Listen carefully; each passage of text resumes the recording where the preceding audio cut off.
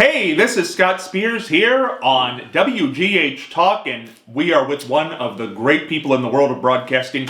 He is one of my favorites, and to be honest with you, for the last 6 months I've wanted to talk to this man because we have got a whole host of news items to go through today, and he's going to be with us here for 2 weeks. What fun it is going to be. So many people he knows are changing careers, changing their lives. Plus, some people may have some legal charges levied against them. He has not spoken about this with anybody else. He comes here first, and he comes here first because he is a man of his word. He is an honest gentleman, and I have had more than a decade with him at this point. Fun. We have been everywhere from Tony Packo's to Columbus, Ohio, in front of the State House at the statue, the famous statue at the State House. We are here in Marion, Ohio for the next 2 solid weeks with my pal. He's known as the man with the golden voice, but he's got a golden heart, golden personality, and he's superlative in the broadcasting industry. And superlative means one of a kind, perfect, and that's what he is, an excellent broadcaster. My pal, the man with the golden voice, Ted Williams. He makes me feel like the original GOAT, right? GOAT. But this is the man that's really the man. So make sure you check out Scott Spears all through your television as well as radio habits. The Scott Spears Show, #1 when it comes. And Scotty, I love you. Love you, Ted. Good to see you as always. Thank you so much for the invitation. And yes, there are some crazy news items since I've last been here with you. I believe the last time was what? With Governor Harding? President Harding, back in October. President. He went from president to governor. Well, what's interesting, and before we get to these news items one by one that we're going to tick off over the next 2 weeks, what is so interesting, because Ted has not talked about these publicly, of course we're going to talk about former President Trump. Now, the 2 things of interest about this is that Ted had an association with President Trump, which we're going to get to. Yeah. And also, Ted ran for president the year that President Harding was running for president and announced that on my show. That's right. Back in 2015. Then we've got Dr. Phil. There's some news concerning Dr. Phil. Of course, Ted has been synonymous with Dr. Phil over the years.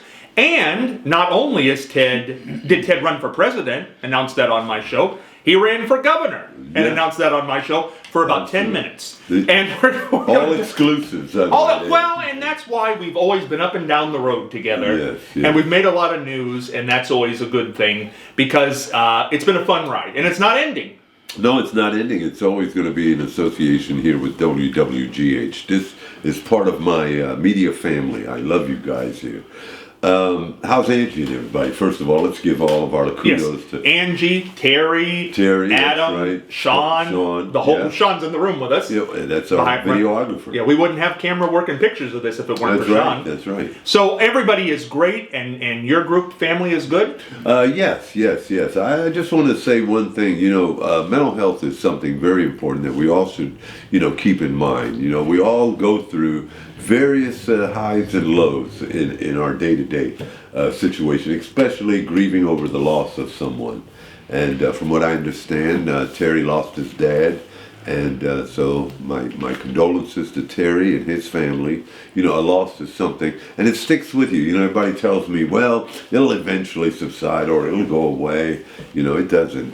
From time, but you don't never know from one day to the next when that grieving moment will appear. Well, grief is very hard, and Ted, you've very bravely in the past, we've talked about this on shows, but it certainly doesn't help to bring it up again because a lot of people go through it. Yeah. You've suffered with depression and anxiety disorders. Yeah. Tell people when you first noticed this and how you've dealt with it. Well, the loss of my girlfriend. Over 32 years, her and I have been together, and we always would talk about who's going to go first. What would you do if I left first? Would you negotiate a relationship with someone else or anything? But we would always talk about things of that nature. And so when it finally came to be that I would be the survivor, just comes and goes, as I mentioned. I didn't want to go back to any kind of addictions as a result of it. I didn't want to go back to the bottle or the pipe or anything like that. Crack cocaine was my biggest problem, Scott. I had bouts with depression before, but the way I would rid it is to go right to the pipe, and it would fly away just like the smoke. So, with that being said and done, I just, sleeping, I would try to just separate myself from people, places, and things of that nature, just to sleep. My father used to always say bad association spoils useful habits. And so I stay away from people and so forth. But now I've just came to believe stronger. The power of believing has been the part of my journey. As of recent, I'm still believing and hopeful that all of these things will leave me and so forth, and I can get back into things of the norm. And it just, come to be able to believe in a power greater than yourself is somewhat of a challenge, because we all want to feel like we control things. Nobody greater than us to be able to steer my path in the right direction. And so now I'm believing, and I have a new book coming out. It's called The Power of Believing, and faith is the key. So having the faith in Jesus Christ, whom I want to say, and I don't want to get into anything too religious or spiritual on your show, but Jesus Christ is whom I believe in, and I strongly believe that overall He is going to help me through those bouts of depression and mental health and addiction. An addict is always in recovery.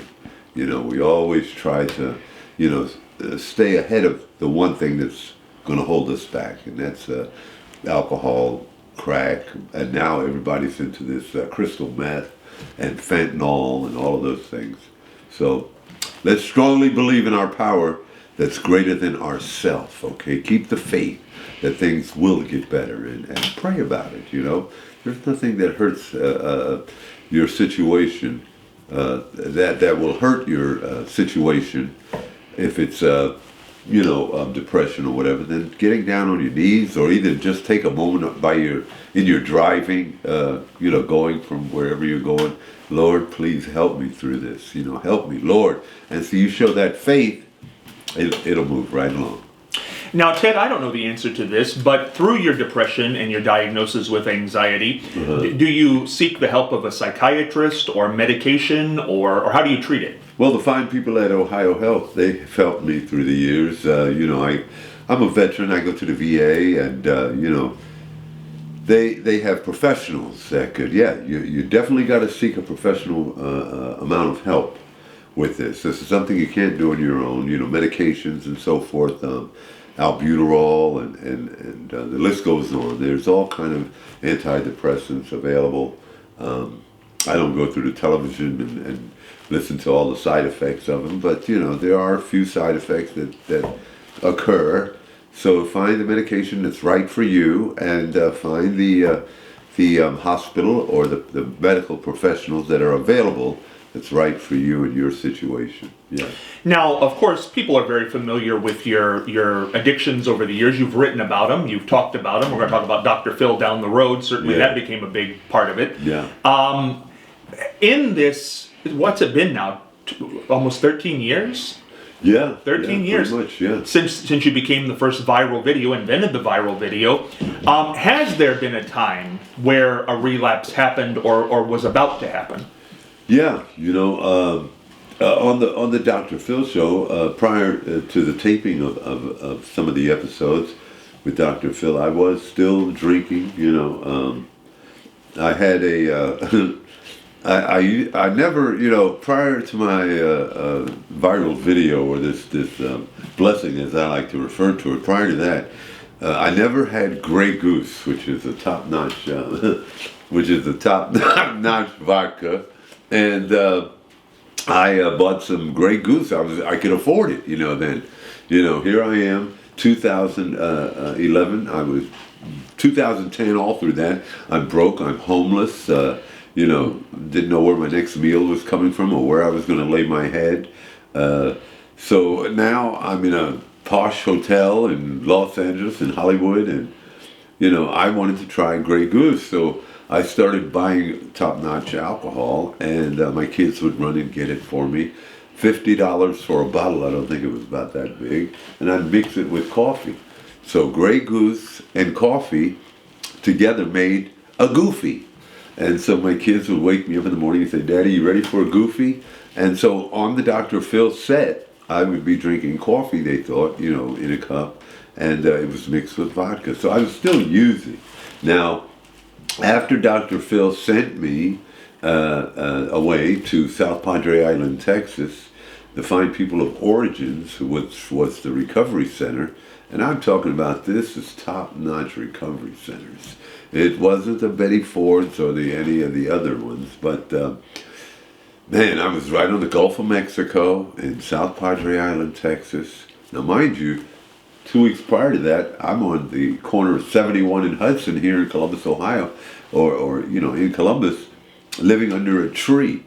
And now I'm in on the Gulf on a beach, eating lobster, steak, shrimp, all these great things, drinking top-notch alcohol and so forth. Not in the recovery center, but I'm doing well. And these were this center was. I believe it was $30,000 a month. $30,000 a month.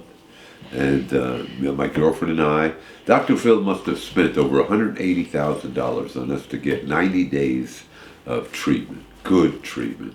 And so I stayed clean for a little while, but I left after only 8 days. Was it 8 days? Yeah. I was supposed to stay 90 days, in which I talked him down to 30 days, but Dr. Phil wanted me the full 90 days. 90 days is supposed to be a prescribed amount of clean time to approach the world and live life on life's terms, But I left after only 8 days because banks were sending me signature cards saying that people were, cashing checks in my name and so forth. So that was a good enough reason for me to get out there and use again, and I did. Then I got some professional representation who talked to Phil, Dr. Phil, and negotiated another chance at it. So I went back to Origins and completed the 90-day treatment, which was on Entertainment Tonight and all of those things. I have to say that treatment center I went to, Scott, it had professional athletes in there, people from all types of professions, pilots, commercial airline pilots, for various reasons, of course. Some were pill addictions, alcohol, really did it. And these were collegiate athletes, all kind of big people were there. So when I went there, I thought I was a Hollywood star, I'm wearing bathrobes and so forth, walking around. Thinking, but here's this guy, man, that could throw, 75-yard passes. It was phenomenal. They would tell me, hey, do something with your voice. And I'd say, we'll be back with more right after these words. Then I would tell them, let me see how far you can throw a football, Wow, it was just amazing. And so I did, my girlfriend and I stayed clean and sober from that completion, therefore, yeah. So since that appearance on Dr. Phil, which would have been around 2000... I had a bout with a relapse, yes. It was a personal relapse, something that wasn't placed on a media type scale. I didn't go out and embarrass God's blessing of this, and I didn't go out and try to embarrass all of the people who put so much faith and money involved to put it out there. But I had a brief little relapse because it hurt my soul to do it, God had a reason for this. I always say to people when I meet them from day to day, Scott, we all have a purpose, we all have a gift, and and we all have our own journey. So that's what makes us all so common to each other, have that commonality, that we all have those three things, everybody in life: purpose, gifts, and journey. And how they're mixed up, it's up to the person. When the short relapse happened, what triggered that? Or is there a trigger in that particular case? People and also circumstances. My representation kind of let me down in certain areas. when you don't have a proper channel to be able to handle your finances and all of that, you're taking a man who's been homeless for 20 years and you're giving him money and opportunities and all. You were talking about Donald Trump being involved in my story. Early on when this first happened, Donald Trump had offered me a 1-year lease at any one of his Trump plazas or whatever to live. My girlfriend and I, Kathy, at the time, we had an opportunity to go and live in New York, 1 year absolutely free, no strings attached. Donald Trump called WNCI with Dave and Jimmy, and to hear his voice, because at that time he was on what, The Apprentice? The Apprentice, yeah. And that's all I thought of him as, not as a presidential candidate or anything of that nature, but to hear his voice on there, it was phenomenal, and for him to say, well, Mr. Williams, I want you to know that this opportunity, well, I never took him up on it, and probably should have, but I had so many other offers. I had commercial offers, you name it, the world was at my hands, really, and early on, and I thank Dave and Jimmy and all the people, and you were there supporting me as well, early on. Viral videos, I had no knowledge. If I could say it was one monumental aspect of this whole journey, it's that I am the first viral video. Well, and that's the thing about it, Ted. People can say what they want about you now. People can make their judgments. Yeah. And, one day we're all going to be gone. Yeah. But the truth of the matter is, your story and what you did cannot be erased from time. So however people want to see it or feel about it, it's there. Well, I thank you. There's only one first. That's right. And I am the first. Well, when they write the paragraph on viral videos, which one day they will, you have to be in the first paragraph. Hey. That's important. Well, and you said something very poignant there about when you had the recent relapse. You were upset and didn't want to make it public because you felt you were going to disappoint other people. Exactly. And listen, Jesus Christ was a perfect man, but he still had haters. People who made their assumptions that he was this, he was that, even up to the kings and all of those people, Pontius Pilate and everybody. He had doubters, he had all of that. And he was a perfect man, did nothing wrong, but yet there were people hating him and talking. We're all going to have haters. Regardless of what we do in life, there's somebody that's going to prejudge or throw some non-significant judgmental things about you.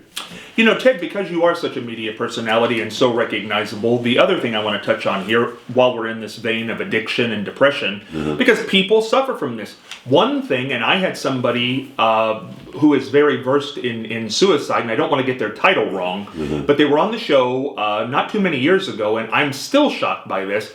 Every state in the United States, the suicide rate is up, except Nevada, and it's just even. It didn't go down, it's just stayed even. Yeah. Suicide is up, and you've talked on my show bravely about times you thought about suicide. For people who can't understand that, because this all happened after you became viral and famous. Why? Because that's the question. Why would somebody who is no longer homeless, who is known the world round now, why would they want to commit suicide? And I thought prior to my feelings as such, Robin Williams, to this day, stays still on my mind. Suicide, absolutely. Yeah. When at least with me, and Robin, he had his alcoholism that he was dealing with, as well, prior to his suicidal situation. And I'm not Robin Williams, nor am I nearly as famous and known for any of the great things that Robin has brought to all of our lives. I just thought that there was no longer a need for me. I let my children down many years. It's no secret that I was a deadbeat dad. I wasn't the best father, role model, and all of that. And so a lot of things just came to play mentally over and over in my head. Like if you weren't here, who would really care whether you were here or not? And all the years that I did damage to my body, with drug use and so forth, and the massive criminal record that I've brought, to my life, and so it was truly a thought pattern that I was having over and over and over. When I was let down on various situations, that thought of suicide, the only thing that probably stopped me from was the well, how do I do it? What do I do? I don't want to put a gun to my head and pull a trigger. I'm not the type to take a bunch of pills and convulse on it'd be my luck. I'd convulse for hours and then be brain dead. I didn't want to do that. I would be the suicide victim that would try it and end up in a vegetative state or something. It wouldn't go. So I thought about the carbon monoxide, going in the garage, starting the car, and all of those things, So I thought about just getting alcohol poisoning, just drink till my, died that way. It was just the thought process of that kind of deterred me from acting on it. I don't think I could have been in Robin's situation and hung myself. I would have kicked the chair away and dropped on the noose and been saying, wait a minute, and try to boost myself. Ted and I are talking about a very important subject here, suicide, depression, and addiction. Ted, let them know we'll be right back to continue this story in just a second. We'll be back with more of the Scott Spears Show and this discussion right after these words. Chatting here with the man with the golden voice, Ted Williams. And Ted, we were talking about suicide and Robin Williams and your thoughts of this in the past and why it did not happen. Well, yeah, and that's what I want to say. It got to the point of just feeling like my life would make no more difference than, being here or being away or, gone forever. So I kind of backed out of it. I didn't relapse over that, those thoughts. I just felt like I can go through it. And like I say, it was phenomenal to really feel like I didn't go through with it. You know what I mean? That was the big pie in the sky, so to speak. I didn't go through with it, because I found out later on that my life here on earth does make somewhat of a difference. Truly not in any of you guys' life, but in my immediate family. They do love me, and that was one of the things that used to bother me, do my kid, what do my kids really think of me? Should I do this? Is it favorable with my higher power, whom I must say again, Jesus Christ? Is what keeps me going, and people like you who keep me in the loop, with everything and keep my name and my face out there. I don't have to say to anyone that, I'm not a popular person in terms of what I mean in their lives. A lot of people go through those journeys. That's what I was telling you about. We all have a journey of some sort, and it does, blend in with other people's lives and what they're dealing with. When you have a tendency like that and thoughts of suicide, do they ever go away? Yeah, they go away. Yeah. Now, over the years, they've only went away for certain amounts of time. Certain holidays, not that I, Christmas time, it's time to kill myself. But holidays bring certain memories of the thoughts that I had during that period, Like right now, Valentine's Day is on February 14th. And my girlfriend's birthday was the 13th of February, the day before Valentine's Day. That kind of throws a dampness on me. And then I had this strong feeling of life after death. I had this desire to think about that a lot. And whether, if I did leave here, would I see her again? I don't want to get emotional. Those things, kind of bring to my heart, will I ever see her again, because I truly miss her, without a doubt. She was a good person, and in light of the fact that I had Dr. Phil, speaking of him, he brings so many emotions to me. He tried truly to separate us, truly with his whole heart and mind, but he felt like we were very toxic for one another. Thought it would be a trigger, that she would be a trigger to my failures, or vice versa. He cared about her. Now, don't get me wrong, he cared about her, but individually cared. He didn't care about us as a couple. And I don't know whether he was in the business. I started having doubts. He's not a real doctor. I don't care about him. He's just hooked up with some great money behind him. Oprah Winfrey, has a lot of vested interest in Dr. Phil. But I come to like the guy, not like him on a, "Hi, Dr. Phil, can you help me again?" Or, "Hey, Dr. Phil, I've got these bouts of depression," not like that. I just like the guy, media association. Now, you do an impression. You do a lot of impressions of a lot of people. My impression of Dr. Phil, and I'm kind of loose on it, but one of the things that Dr. Phil said to me is, "Ted, what are you going to do with your $20,000? And I don't know if I'm on it or not, but he has this really slow way of talking. "Ted, I'm Dr. Phil. I did it so well before that my friend, who I called a dear friend, David Jones, who's in the health and wellness field as well, he does a better impression.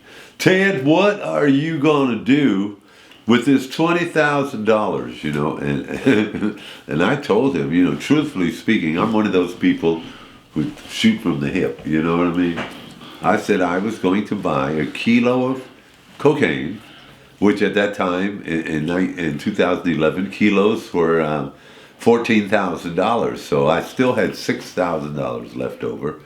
And I was going to stay in a hotel for about a week and have a bunch of females running around the room, partly clothed, naked or whatever. And he ranted. "Ted, you can't say that on here. Please cut the cameras. That was my doctor's video." Now, in all honesty, because that episode was a rough episode in which he brought your family. Oh, yeah. What do you really feel about this man now that you look back on that episode? I hated his guts, Really, I had no knowledge. My family didn't even tell me, "Hey, we're flying to California to be on the Dr. Phil show." I had no knowledge of it. I thought that was the most intrusive part of this whole escapade, I personally didn't know who Dr. Phil was prior to going on his show. I mean, I had heard of him, but so many people had told me he's associated with Oprah Winfrey. You can't. I thought maybe I'd been on a Jerry Springer episode, Maury Povich, Jerry Springer, any of those things would have afforded me, the same exposure. But Dr. Phil sincerely was in the business of helping. And that's what he did. He helped. But I thought also he tried to bring my family all, to inform them that I got $20,000 in my pocket. You have to remember, Scott, January 4th, I'm broke. January 3rd, I should say. And I'm broke, I'm homeless, I'm crackhead, standing on exit ramps, holding signs, flagging as they refer to it as. And the next day, 20,000 cash, non-taxable money. I got 20 grand handed to me by the fine people of Kraft Macaroni and Cheese. Well, this brings up an interesting point. I love mac and cheese. Well, and that's an interesting thing because people do ask a lot about what was the tagline. Give them the tagline. You know you love it. You know you love it. That's right. Now that went on for a long period of time. Yeah. But that has since come to an end. There was a merge with the fine people of Kraft. The Heinz company took over. And so their campaign for mac and cheese, the only thing I remember of Heinz, and I'm not knocking Heinz down, was, Heinz ketchup, condiments, I never really thought of Heinz. Well, soups. I think they made great soups. But I couldn't incorporate unless they had a mac and cheese soup, Well, and it's interesting. You know you love it. Well, the story here is that Dr. Phil, at the beginning of this year, announced, I believe it's after 21 or 22 years, he's going to call it a day. Very highly watched, syndicated daytime show. When you heard that Dr. Phil was packing it in, what'd you think? My heart was not broken. No, I'm just teasing. Yeah, it was a farewell that I thought was much needed. You know, You thought he went too long. I thought he went too long. Exactly. I began to think he became more commercialized. You know, his shows were like watered down, so to speak. And you know, he went from truly. I don't know, Dr. Phil. He went too long. A great guy. He didn't know how to say whose life he was going to save next. He tried to get some really great shows written up, but it was time for him to leave. It was time for him to leave. You know, it's We very. hate to see him go, but What's very, I believe he leaves in September. I believe that's when he wraps up. Okay. September of 2023 here. So we're doing this in April, early April. Yeah. And I believe he wraps in September. Now, clearly, over his 20-plus year run, one of the most memorable episodes has to be your episode. I believe it was one of the highest rated. Yeah. Now, before he packs it in, I believe in May is when. Would you go back? Would you want to go back? Yeah, Do you I'd think Dr. Phil should have you back for the ratings you gave him? I would love to go back and see Dr. One Phil. last time. Yeah, one last time. Have it out with him. Yeah, and then we could really solve. I could air some of my love and hate feelings for him, and how probably I should have reached out to the staff. We have spoken to some of the production staff people in the amount of years that I've been away from, in contact with him. But yeah, I'd like to get on there and be one of the first to say, "Good luck, Dr. Phil. I wish you the best. You're the, thank you for everything you've done for me and Kathy, and Well, you certainly know about viral videos, and you know this is all over the everything world. is viral. Yeah, I know. Look into that camera lens and talk to Dr. Phil about you want to be on before he wraps it up. Dr. Phil, let me just say this. I'm here in Marion, Ohio on the Scott Spears WWGH podcast or videocast. I want to say to you thank you on behalf. Kathy's no longer, and I know I speak for her when I say thank you so much for everything that you've done for her and I. It was quite a journey since then. And I'd love to be on your goodbye show in September of 2023, as I find out now that you're going to wrap it up and, turn it in, so to speak. You've been very instrumental in Ted Williams and the Williams clan, so to speak, in helping us take care and make new directions in our life. Dr. Phil, please invite me to that goodbye show, and thank you for everything. And make sure you choose Ohio Health, Dr. Phil. Whenever you're in the neighborhood, Ohio Health is waiting for you, okay? Well, it's very interesting because you've been on so many national shows, Jimmy Fallon, The Today Show, Yeah. but really, Robin Roberts' show, Good Morning America. Good Morning America, Wendy CBS Williams. Morning Show, Wendy Williams, Monique, But- Steve Harvey. But I would say if we were going to do word association Yeah. with you, the name Dr. Phil. it's Dr. Phil. Yeah. So really, Dr. before Phil. he packs it in, you need to get in there. Or either that, or just put what do they call it? A drop. Put this drop in there. Dr. Phil, on behalf of Ted Williams, the man with the golden voice that you helped. Congratulations. Go take your retirement time and whatever. Lay your head back and say, "Thank you, Jesus, and thank you, Oprah Winfrey." Now, Dick, you said something interesting when you were Dr. Phil. You were drinking the coffee Yeah. that had the Grey Goose, Grey in Goose it, in the it, Goofy. Now, did Dr. Phil's people know that you were drinking the Goofy?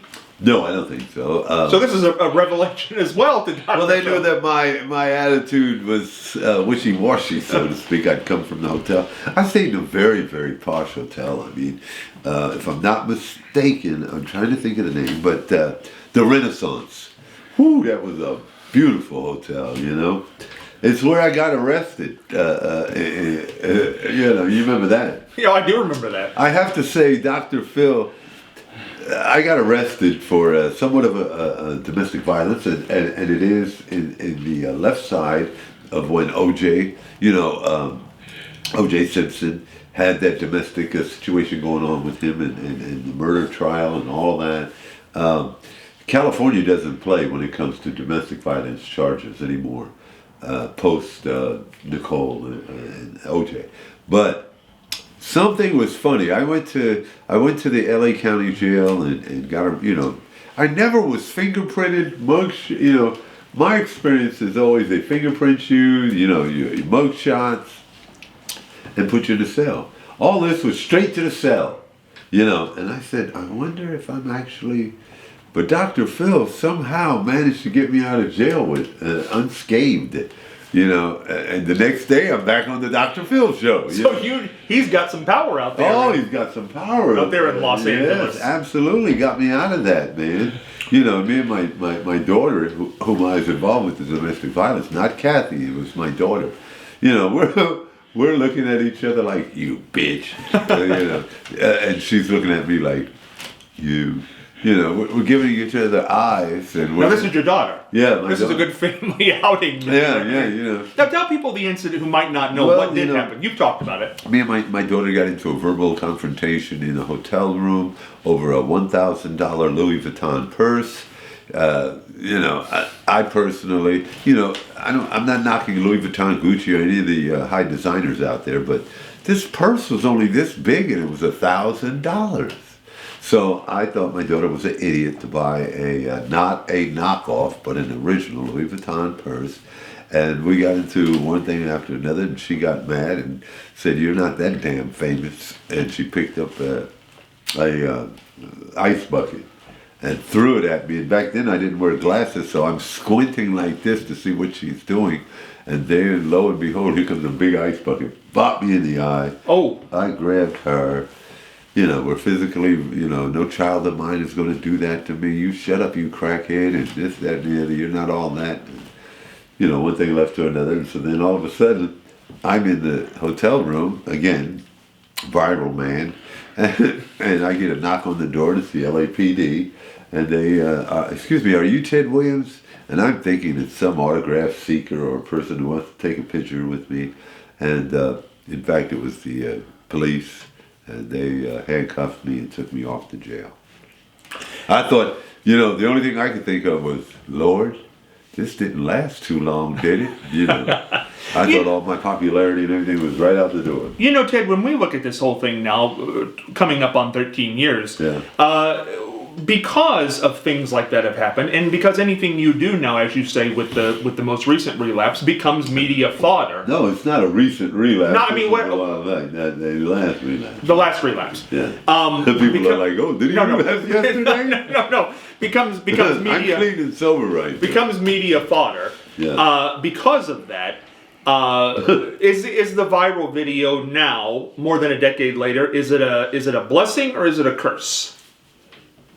It was truly a blessing for me, and I have to say, no matter at what cost the popularity came, I got a chance to see my mother, man. After 18 years of not being able to physically hold her hand, or to get a hug from her, or to kiss her on her cheek before she passed away, I got a chance to see my mother, because all through the years prior to that, Scott, and all my days behind bars, and all my days, and I actually went to the penitentiary. I didn't just go to county jails or city lockups. I went to the penitentiary. And through all those years, your makeup people around here are crazy. Through all those years, I prayed, not for any of this, but I prayed to see my mother.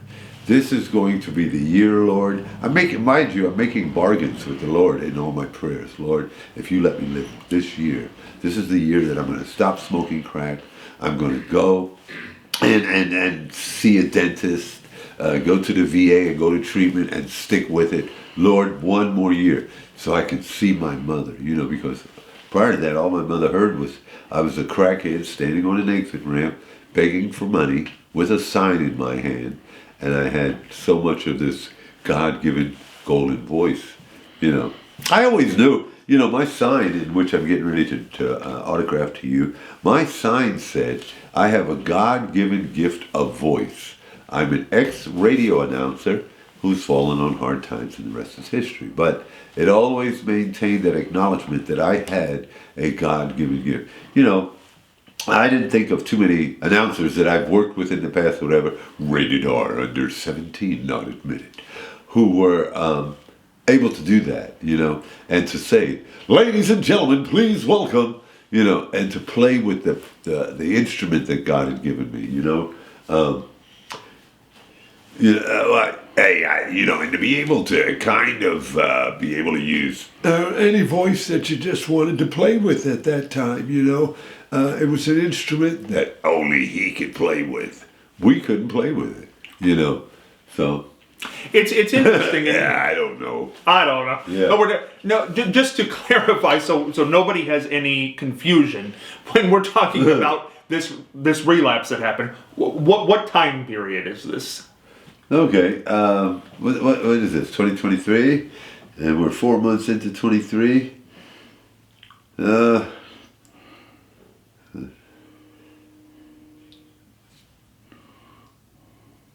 Give me a second. This takes a second. 40 relapse in 2020 in 1920. 2020. 2019, 2020. Okay. And that was just a minor. Yeah. This was just something that need not be mentioned. You can mention on your show. It's the first admission. I was very, very, very distraught. I didn't know how far I could go, and that was during the period of my thoughts of relapse. Suicide too. That's why I always bring to the attention of those that mental health is very important. To keep in contact with your existence on a day-to-day basis. I would like to think everybody has some type of bipolar tendencies. We all have, thoughts of not necessarily suicide, but things that we could probably do that other people need not know, or you could get away with, or, people drive home drunk every day, thinking that they're not going to get caught until they do get caught, I wasn't trying to just get away with walking in people's face and I'm straight and sober. That was something I couldn't do. And that's why it hasn't been mentioned or won't be mentioned. Would be mentioned in my future books that I plan to do, and I have one coming out. It's something that we have to be aware of. Mental health is something that you should be aware of, because you could fall victim at any point of any type of thoughts, whether it be suicidal, using, or whatever. And just as much or as little as you want to say about that, just so we don't misquote or do anything wrong here. Yeah. What happened in 2019 or 2020? Homelessness became, I had somebody in my life, and I don't want to mention his names because it brings up so many mixed emotions, but I had a jackass representing me, a straight jackass, and I don't know whether this is edited out, but I'm telling you from my personal emotions at that time to present, that an attorney who took total advantage of me. I had $375,000 taken from me by a jackass.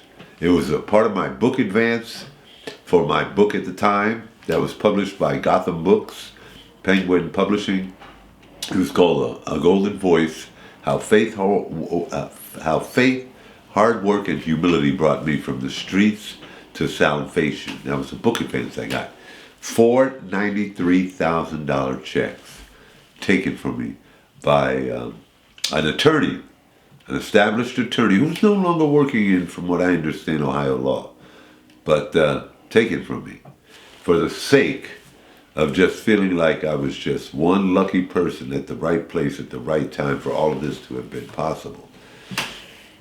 Prior to that, I had a prejudiced father who raised me, and to believing that one particular sect, or should I say nationality of people, were better or more plausible in a person's life than what another would be. White people are this. He put white people on a pedestal and shot another ethnicity down. And he was part of the ethnicity. Put it to you this way, if you've ever watched the movie Django, he was the Samuel L. Jackson character. And that's whom I was raised with. If he was living right now, he would know what the hell I was talking about. My father, okay? He was more favorable to one ethnic group. So the anger for the previous management and situations of racism led to this incident. Yes, absolutely. Now, it's very interesting because personally speaking, if I left it up to the old way to Ted prior to the thing, he would have been a very good reason. Of course, I wouldn't have been in a position, but he would have been a very good reason for me to commit murder. So I know it would have either been suicide or murder.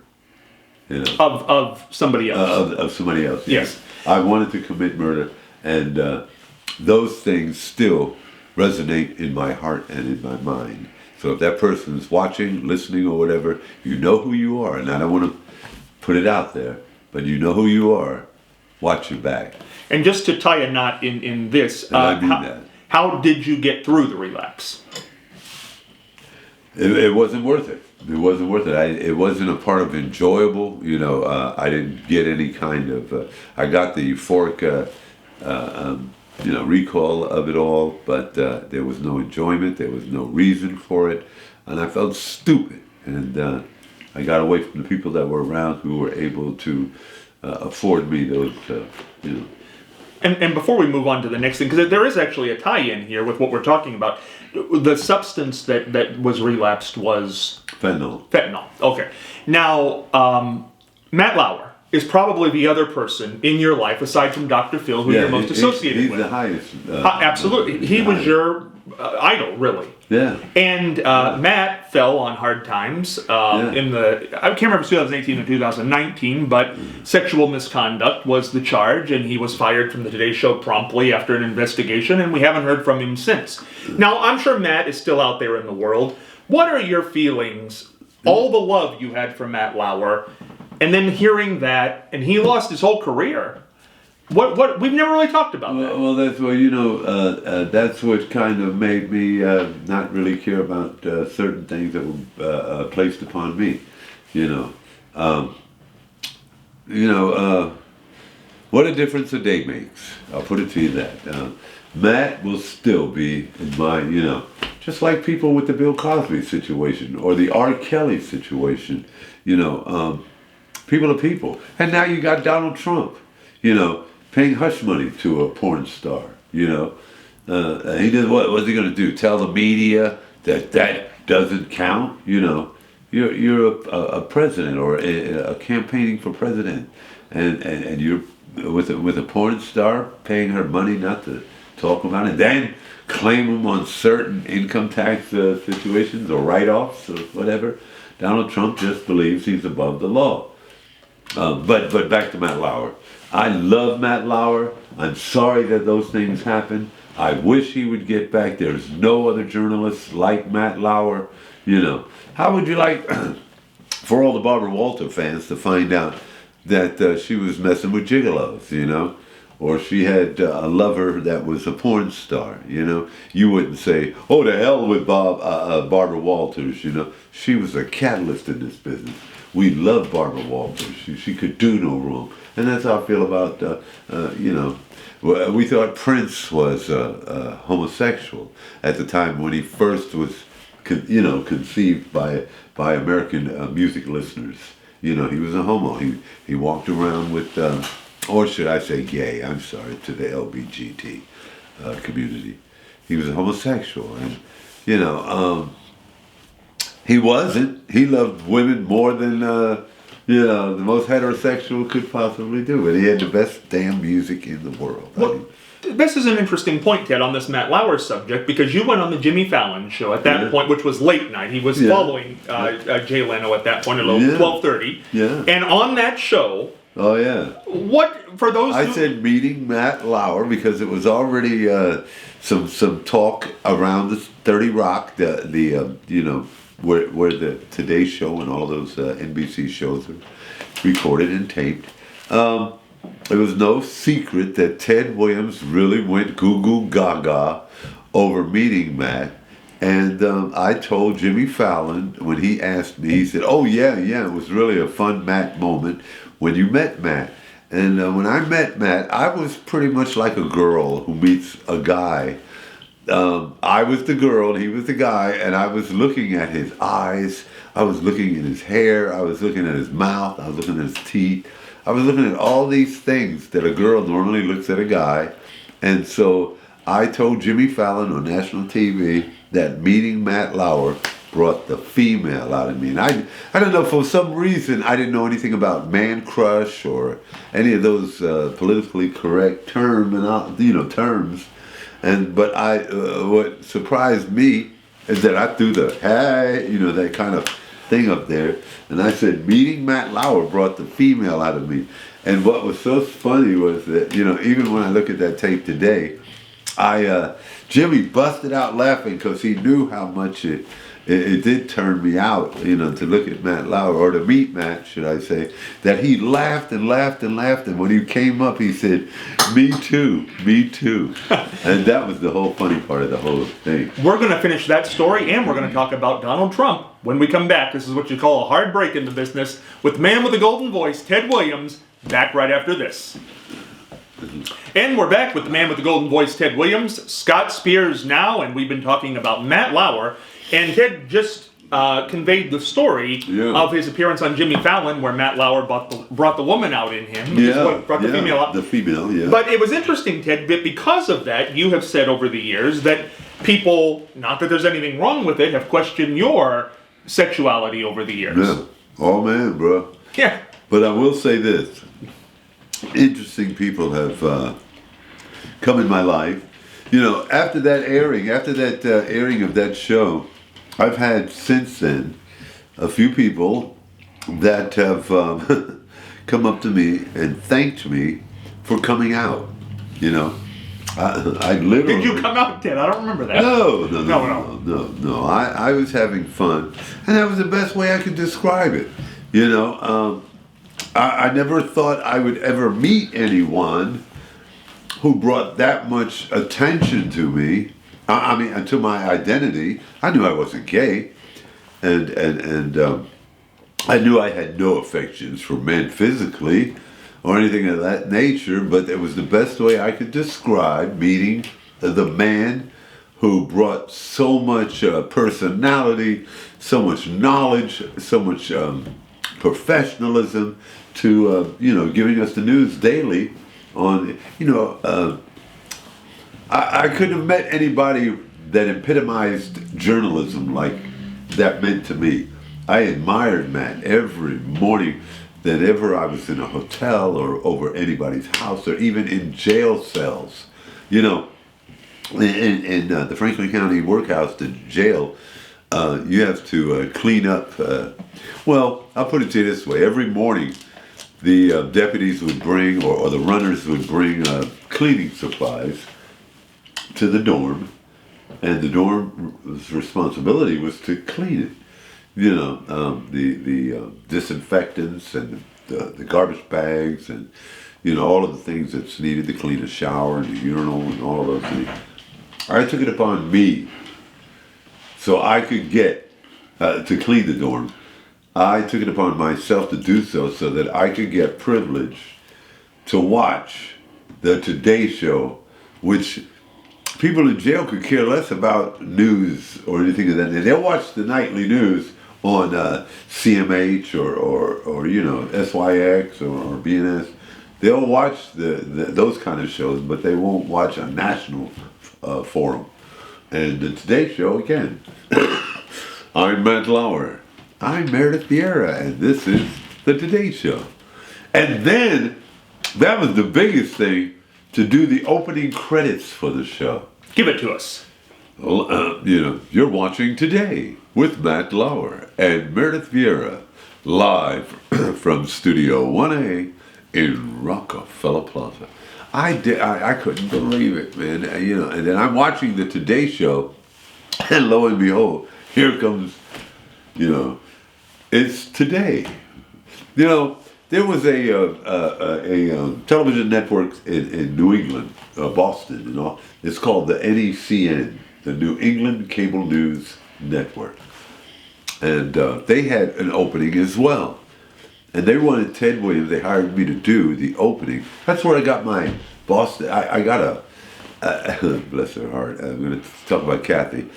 They gave me a throwback, 100% cotton, Boston Red Sox, number 9, Ted Williams, who I was named after. My father was a Ted Williams baseball, fan, you know. He watched, he actually seen Ted play in the Polo Grounds. But I had a throwback jersey. Those jerseys are $500 or more dollars. And Kathy washed it one time, and it was a halter top. It shrunk so bad, I ended up giving it to it meant so much to me. Bless her heart. Well, you have to remember, Kathy and I hadn't did laundry or any of those things, and I guess temperatures in the washing machine didn't allow a 100% cotton. Oh, I still shriek at that idea. But anyway, they wanted me, and it's today. To this day, you know, what do they call it? The audio person who was, or production person who did those tape. Man, this guy, over 30 times I had to say, they wanted, you're watching NECN, the New England Cable News Network, today. Now that today had to have the same today sound that I watched. It's Today with Matt Lauer. And I finally, after all those takes, over 50 some takes of saying, today, it's today. Out of all those todays, there was only one that worked. And it was because I smiled while I said, today. That one, I opened up my mouth and it worked. You know, Ted, one time we were together and we were doing an interview and you became emotional, was talking about that Today Show intro and meeting Matt Lauer, about how the previous day you were laying on a floor, and the next day you're doing the intro on the Today Show. That's the most craziest situation. One day, and Kathy, she didn't particularly care for me, you know, doing my voice, various inflections and so forth. She, you know, it was who she lives with, who she, you know, and you're not going to be famous, you know, with that voice. So discard those feelings and get back to it. Where are we going to get our crack from? Where are we going to get how are we going to get our money to get it? What are we going to do? So business is as usual. But I always watched that intro, and I kind of walked behind the man, you know, with my with my vocals. And so when he would say, "You're watching Today," I would go, "You're watching Today." And this, that, I don't know why I'm sticking with the Today again. And so I would do that, and Kathy would say, "You know," and my God, the very next day, we're leaving the hotel room, and you've got a viral of this David Jimmy. They're like, "Is this Ted Williams?" Because see, one of my friends, Mark Henderson, I want to say, called me, and I was standing on a highway. I had a little phone, a Net 10 throwaway phone, or what they call a burner, and I'm standing on that highway corner, getting ready to get my sign together and all, and unfold it, and, you know, get ready to get busy. And I get a phone call, and "Hey Ted, some radio station, I just got a call from somebody, and they said some radio station's looking for you, man." And he didn't tell me why or nothing, and so he said, "Here, write this number down." So I write the number down, and I'm thinking like, okay, what happened? So I called Dave and Jimmy at WNCI Radio, and man, they'd been looking for me for some time. I didn't know. This was like, they were looking for me right around Christmas, a little after Christmas since then. And they finally got me to say, "Is this Ted Williams, the man with the..." No, they didn't say the man with the golden foot. "Is this the guy who does was on the corner and blah, blah, blah?" And I said, "Yes, it is." Oh man, they told me I had a viral video. Well, viral at that time, it was you know, I don't want to say plural, or you know, it meant virus to me, viral, virus, you know. So I knew virus was very, very messed up to people who owned computers.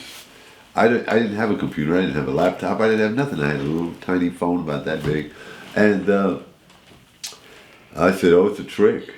I'm back in my child support, and this is the way they're going to lure me down to a radio station because my voice is radio, savvy, and lure me down there to arrest me for being in back child support because I had seen." It was so funny. The week before, I had just seen a television show that featured many instances how they lured a lot of criminals down to various locations, told them they won this prize and they had this amount of money to come pick up, and and then arrest them, for whatever reasons, back child support, murder, all kind of things. That was a way to get people that were wanted. And so I wasn't going down to that. And then when they finally talked me into going, we're pulling up, and I see WNBC, I see ABC, I see CNN. I'm getting ready to really be on a television show. For what reasons I have no idea. So here comes Dave of the Dave and Jimmy combo with all this coffee. And we're blowing my friend Al Battle blowing the horn at the guy, and the guy comes over and says, "Oh, it's him, come on, follow me." I'm like, "I ain't going up this mother, back up, man, let's get out of here, man. I'm not going in. And lo and behold, come on, man, this is great. So, okay, let's go.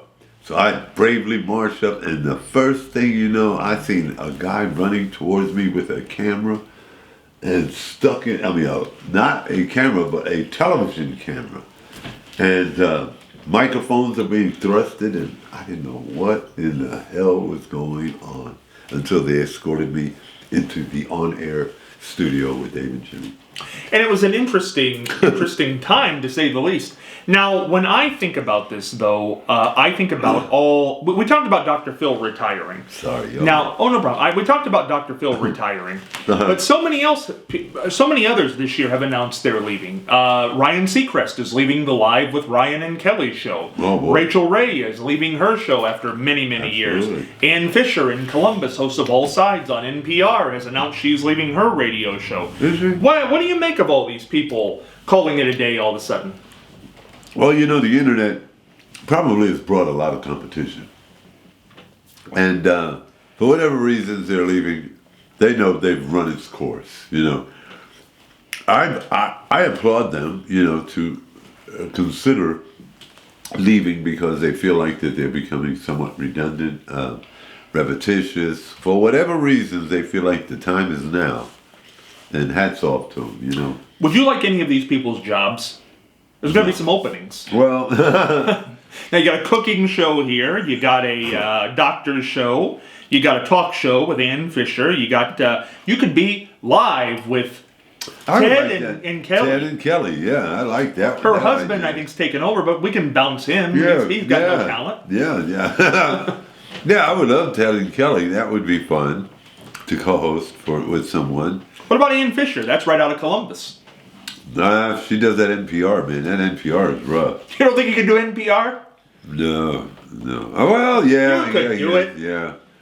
I guess I could with the right copywriter. Do you think there's a lack of diversity in these shows? I mean, we look at these people. It's pretty much white men and white women. Yeah. No. There's very lack of that. But they figured, well, you got BET for your forum. You know what I mean? Or you got Bounce TV,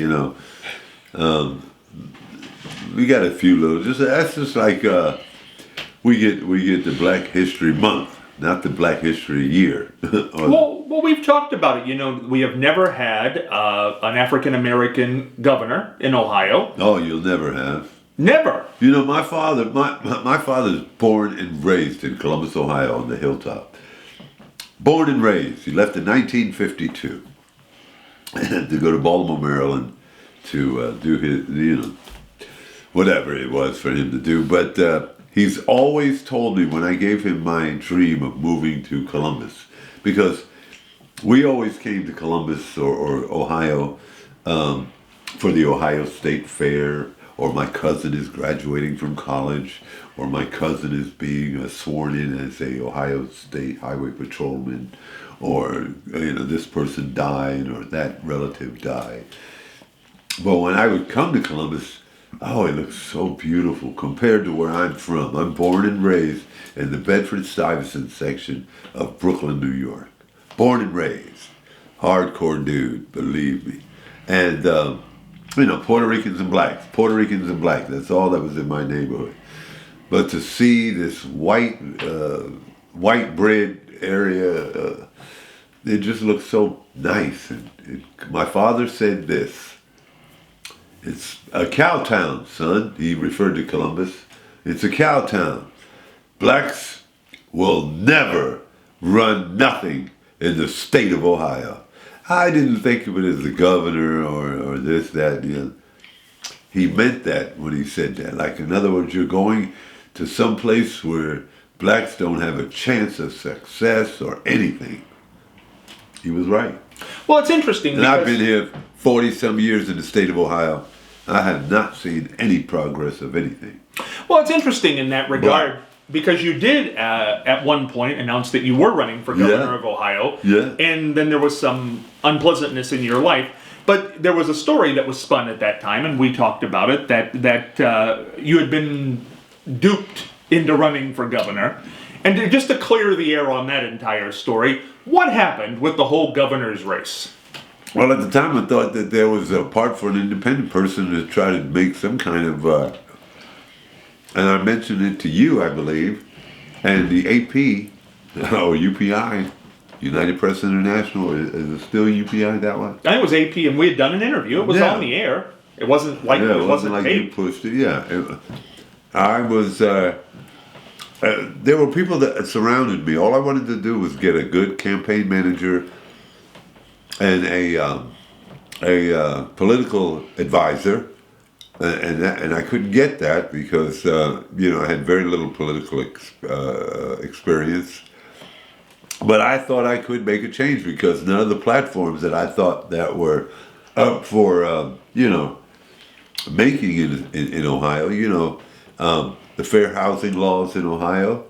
I definitely didn't like the idea of closing schools. Public schools. Definitely thought some of the books were outdated that kids were using. I got grandchildren and I care about their education. And I always talk about you can take anything, everything from a man, but you can't take away his education. I always have an importance in reading, find an importance in children learning to read, reading well, and comprehending what you read. A lot of kids read a lot of great things, but they don't understand nothing, Why, in the end, did you decide not to do that? Not run for governor? Because Ohio, I see, and I probably would have had some votes without a doubt. Change is changing the whole aspect of the political forum. I don't think I could have made very much promise in the debate areas. I didn't know fully some of the counties. Ohio's got quite a few counties in it, and I didn't know what was more important. And then, of course, you got those hill-jack areas, or should I say those the areas like Marion. No, I'm just teasing. But you've got areas, the Appalachian areas, and so forth that I wouldn't have been. The slightest. Those people wouldn't have given me the slightest bit of interest. So I just said, well, the hell with it. Let somebody else with an independent, process. With your celebrity, and you are very well read and do pay attention to the news. I do. In the future, we've had the presidential run, we had the gubernatorial run. Would you ever want to run for governor again? Would you ever want to be a mayor? Would you ever want? I would like to become somewhat of a city council person, get involved, the involvement to be able to put some strategy into my running. Now, one thing I want to talk about here, and we've danced around it here all this evening, is the Trump indictment. It's the biggest news of the day, without question. Yeah. Former president. We have been in this country nearly 250 years at this point. 46 presidents of the United States. Never has one been indicted. And in the past week, we have seen Donald J. Trump, the 45th president of the United States of America, indicted on 34 counts of felony in Manhattan by their DA. And it's very interesting because it all revolves around hush money paid to a adult film star, Stormy Daniels. He was taken to New York. He was fingerprinted. They did not do the mug shot because they didn't want him to use that on T-shirts and things of that nature to raise money for his current run for president. But what do you make of the whole Trump indictment? How is he still able to run? That's my question. He hadn't been convicted, is the theory. If he's convicted of a felony, I don't think he'll be able to. If he's in prison, he won't be able to. Yeah. My thoughts on that is, you remember the tax situation, one of the situations that he was up against. I'd rather see emails as opposed to me giving you my tax audits and so forth. He just possibly, or how could you possibly think that all the media are wrong? It's like a witch hunt. Donald, face it, man. You're wrong about a lot of things. He's still. I'm still recovering from the COVID situation. During the period that COVID was highly, visible in our communities, in our space. I'm still mad at the way this is all. I mean, he treated that whole situation. I'm still mad at that. He had governors all still up in all. He had numbers juggled in the media. Donald, why do you think like America still owes you something? Haven't you been successful enough, both as a entrepreneur as well as a president? You've run your term. Leave it alone, man. What are you looking for out of this? Just to make America more insane than what it has already become? Since everything that we've been faced with, including your bogus presidency, and now you're messing with, porn stars. What was the one guy that for Entertainment Tonight who had him on tape talking about you bringing Billy Bush. Billy Bush, yeah, Ruined his career. yeah. Isn't it terrible? He ruined Billy Bush and Trump became president. Yeah, he did something. Now, do you believe that America has changed, man. Do you believe, because no president has ever gone to prison. No president has ever gone to Well, let jail. him be the first. So you believe that Trump Yes. should Yeah, go to prison. go to prison. Now, based on that, Yes. now his people have such strong support. What do you make of the support they have for this man? They're nuts too. That clears it all up. Yeah, they're nuts too. You support a man like that. What? Hell, Richard Nixon, for that matter, during the Watergate situation, he still had some strong support. But not like Trump. People will get in their pickup trucks and fly their flag. There you go. That's the key. Those Hank Hill pickup trucks. King of the Hill. Yeah. Look who's supporting him. He doesn't live in Ohio. He doesn't live in West Virginia. He doesn't live in any of those Midwestern Appalachian areas. I'd rather vote for, what's the dude that runs the Columbus Zoo? Jack Hanna.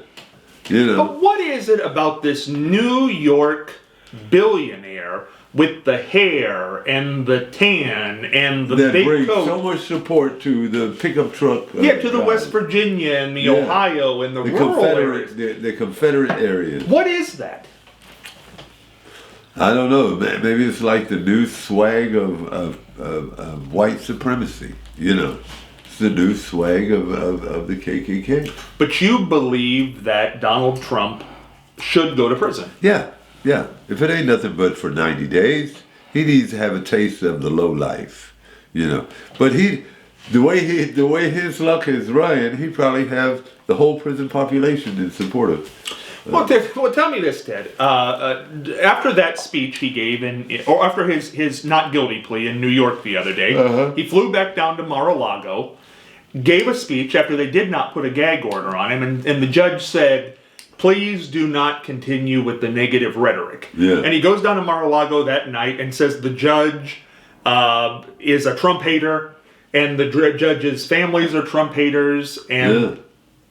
Yeah. That's above the law. That's above the law. Is what he. Now, what if you or I did that? Oh man, we'd be under the jail to violate a gag order. Whoo, wait. He's an asshole. You want me to tell you the truth? My truth? He's an asshole. I don't care what you think. I don't care if he invited me to 10 of his properties to live for the rest of my life. He's an asshole. I don't like him, and Biden's an asshole too. So I don't want you to think I'm against Trump. We've got a presiding president right now who needs to get out of here, be thrown out of the game. Who do you want to see be president? Well, I would like to see Ben Carson get a chance at it. Ben? Yeah, Ben Carson. What about Kamala Ted Harris? Cruz or the rest of them? Who? Kamala Harris. Oh, hell no. Okay. No. I hit a bad nerve there. Yeah. Hillary. Hillary, yes. Yeah. Hillary, yes. Yeah. Okay. I'd like to see her get a shot at it. Yeah. Yeah, Hillary. What Or were you? re-elect Bill Clinton. Well, what about the first African American president, Barack Obama? Well, Iffy on him. he has a lot to be desired. He has a lot to be desired. What was your up and down with President Obama? My down is that he did nothing for the area of Chicago that he came from. Nothing. Nothing for the state of Illinois. It's like he abandoned them. He was a puppet. They're all puppets. Because we're here in Ohio, I want, even though you're not the governor, I want to touch on this. East Palestine, the disaster in East Palestine, Ohio, where the train has derailed and people are getting sick. Help them people. Please help them people. Sports gambling in Ohio, legalized, first of the year. So, is it coming? Yeah. It happened. Oh, it did. Yeah, it happened on January 1st. Pete Rose placed the first bet. There you go. Is that a joke? No, that's serious. Oh. Should this There's a man that been put out for sports betting, and then yeah. Well, here's the thing. Put the man in the Hall of Fame and let's get on with it. Well, but now see, here's the problem, Ted. Let's talk about this. Yeah. If the man truly wants to be in the Baseball Hall of Fame, he's a Cincinnati Red. He's a beast. Okay, but if you Charlie Hustle, you gambled. Don't go to the casino on the opening day for sports gambling and be the man to place the first bet. This is why baseball doesn't let him back into things. Well, look at Mickey Mantle and what's the boy's name that beat Babe Ruth's record? Hank Aaron. Hank Aaron. All of those guys, they've been selling sports memorabilia for years. Autographing baseball bats and so forth, and they've been doing that stuff for years, gambling. Well, I don't think though they bet on their own team, and I don't think that they lie. Well, he's violated some institutions involved. But don't keep the man out of baseball. I mean, kick the man, abandon the fact that he was one of the greatest, talking about GOATs. Pete Rose is a great player, there's no doubt about it. I just think his PR people clearly are not steering him in the right direction, because I guarantee the commissioner of baseball, when he saw that Pete Rose was placing the first bet, who's been lifetime banned from baseball because of betting, that's not a good move to make if you keep telling people you want to be in the Hall of Fame. Well, you might have a point there, Scotty. I have to agree with you on that one. Now that I think about it, placing the first bet on legalized betting on sports, and you've been banned from sports, as well as the Hall of Fame, Charlie Hustle, what were you thinking? And on that note, we're going to wrap up this episode, but Ted Williams is coming back next week, and we're going to do a shortened 30-minute episode that you're not going to want to miss. We're going to have a lot of fun with that. Let's do it. Be back next week.